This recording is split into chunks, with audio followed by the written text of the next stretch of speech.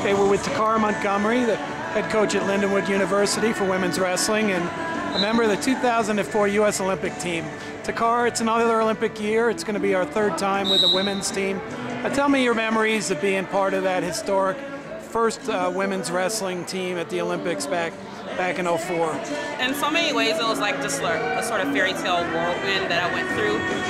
Preparation just to get on the team was a lot. Just keeping my training together and like keeping my body healthy and everything. But what a common goal what every female athlete had at that point was to make the team. And I think like for me, it was something that I really wanted to do, something I had been thinking about for at least the year before, something that I thought was really attainable for me, and something that I really wanted to be a part of.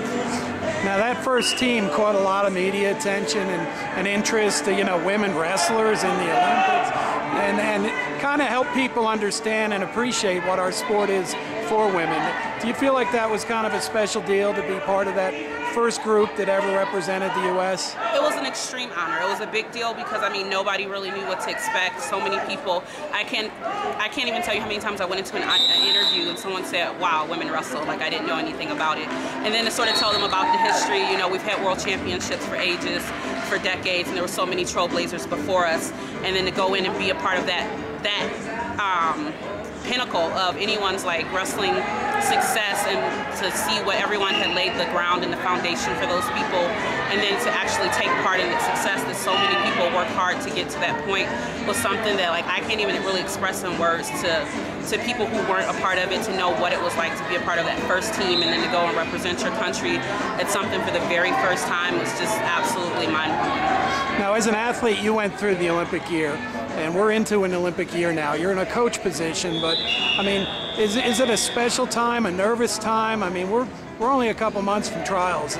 Are these athletes really wrapped up and enjoying this? Yes, I mean it's on everyone's mind. It doesn't matter if you're 8th on the ladder, you're 1st on the ladder. Everyone has that common goal, Olympics. You want to be on that team. You want to be a part of that. You want to represent your country, and you can feel the excitement. Even as a coach, I can come to this tournament and I feel the excitement. I see it, like the looks in everyone's eyes that they're really focused.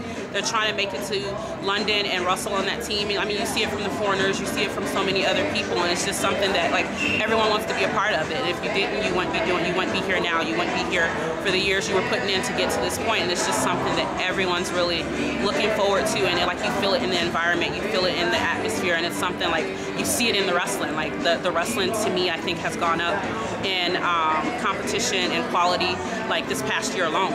Yeah, no doubt. Now, you've always had a connection with women's college wrestling. You competed at Cumberland's, and then you coached there for a while, and now you're a head coach at the Lindenwood program. Could you tell us about the progress of the women's college wrestling? Things have come a long way from back when Kip Flanick was coaching me to now. Like I have an appreciation for what he was doing and what he was telling me. Like it's something you can't understand fully until you step into those shoes and you do it. It's very different. Like I will say, coaching than it was competing. Like competing, I was very confident in what I was doing. Like I was in control of what happened. With the girls, it's a little different. You give them the tools they need, you help them prepare, and then you let them go out on the mat, and like it's basically up to them. You can only do so much. So in some aspects, like it's frustrating, but in so many more, like it's very rewarding and something that I'm really starting to enjoy, starting to get used to and things like that. But I can say I honestly miss wrestling like as a competitor, but I really do enjoy transitioning into a coach. Now, you've set some pretty high goals for your program at Lindenwood. You guys had a solid team performance last week at the College Nationals, but what do you see for this program next year, the years following? I mean, you seem to want to be right there and be the best. Basically, I want to coach the same way that I wrestle. Like, I want to be the best. I want to be the top wrestler. When I was competing, I want my girls to be the top wrestlers when they're competing. I want to be the #1 team. I want to set a dynasty. I want us to win consecutive national championships. And I have girls who are talented enough to make world teams, to make Olympic teams in the future and things like that.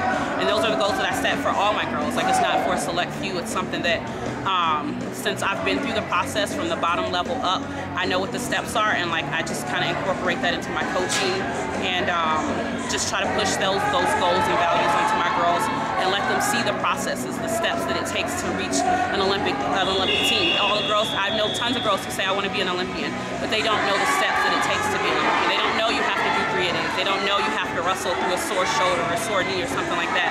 And that's something that I'm trying to instill at them at Lindenwood, is just that growth and development until you reach your goals, until you make those, until you make the team that you're set out to make.